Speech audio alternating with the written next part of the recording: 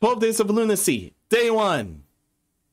Greetings everyone all. I'm Menos, welcome back to my madhouse. The time of the year has returned, and hopefully I won't be stuck in some reality marble again. And at times I were able to stream, I managed to slip out of some rifts. Thankfully that problem was solved, but hopefully that won't be a problem this year. And if it does, I will do a Pokemon run with a very dark Nuzlocke theme. Mark my words here. But speaking of getting lost, back on a Sanity Check episode, which by the way is my series where I cover completely dumb news that went on for that past month. And yes, I have an emphasis on dumb. There was one person that was looking for a pet, but that person was looking at the wrong place for the wrong thing. Or so I thought. This is one out of the 12 most interesting, dumbest, disgusting, or wholesome things that I found the whole year. Whether it's from Sanity Check, some things I missed from the past, or stuff that just got in front of my lap just like the entirety of the first time. But nevertheless, here's the first gift my wife gave to me. So apparently somehow used Grindr to try and find a missing cat in Brighton. Now I'm gonna spoil a little bit about the update, but first, something from past Menos. Take it away. This guy was looking for the wrong thing.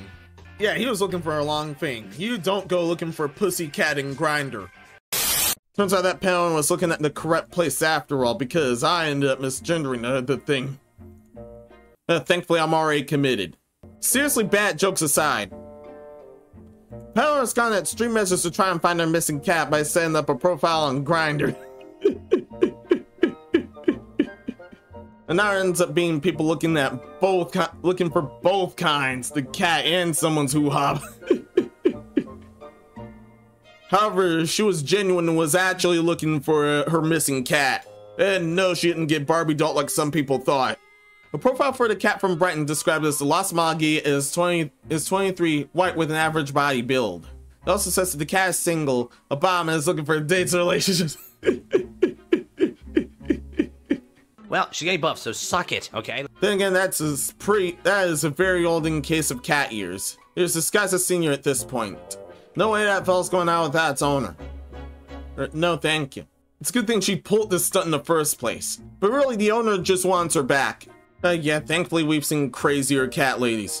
World's crazier. The cat's been described as chill, curious, goofy, and enjoy karaoke, movies, music, and reading.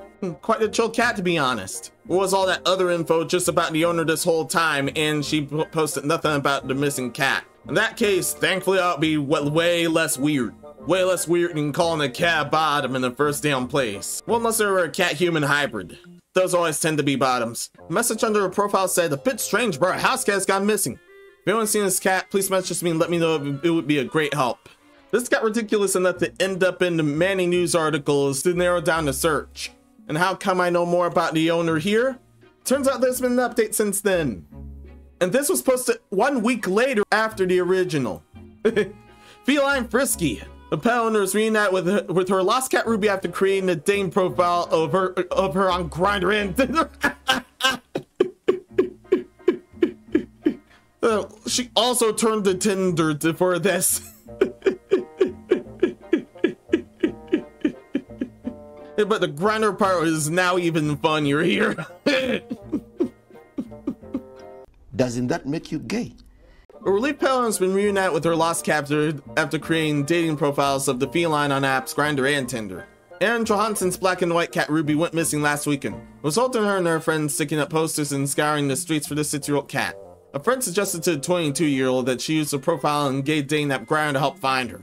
And while unsure of the idea at first, Ms. Johansson lives in Brighton's Elm Grove area with her husband, Lorcan, age 24. Shocked when users started reporting sightings of Ruby after seeing her photo on the app. And hopefully that was just for the missing cat instead of anything else. That's one of the most extreme red flags ever in case of relationships. You having a dating app behind your damn back.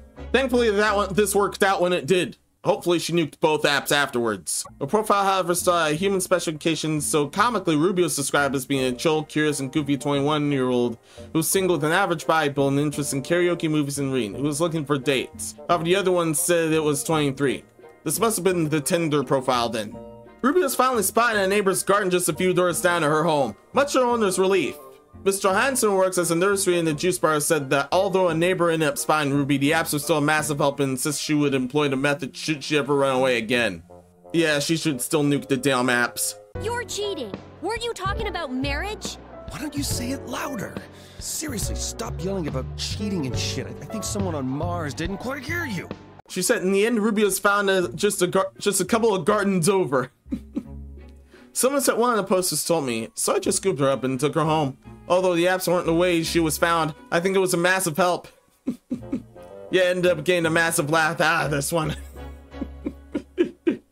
People kept their eyes open after seeing the profiles on Grindr and Tinder. It worked quite well, so I think I'll do it again if Ruby got lost again.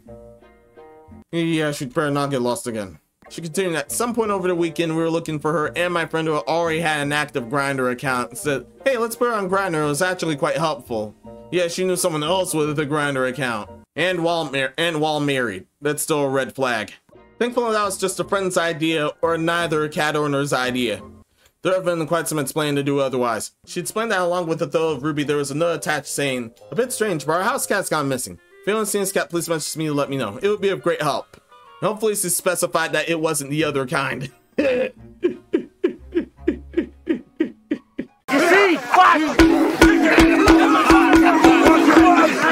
Around 8 people contacted her about Ruby. 3 of them got in touch via Grindr to say that they'd seen the cat. Once again, this is her pet, not her nethers. We're already into Netodata territory somehow with this. And so still they had to resort to this because she did not have a Cowler nor is macrochipped, and hopefully they learned their lesson there. Chat, there's a huge LGBTQ plus community around Blind. We were hoping to put the word out to as many people as possible.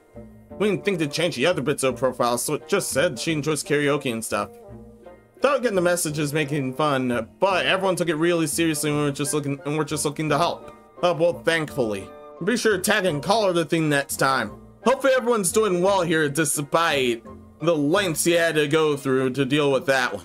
Hopefully they end up nuking the day naps again because I don't want to hear about the same couple that ended up losing their cat again, or it turns out she didn't nuke the app and was looking for the other kind of pussycat instead. Yeah, something I'm worrying about already. Thankfully all's well that ended well there.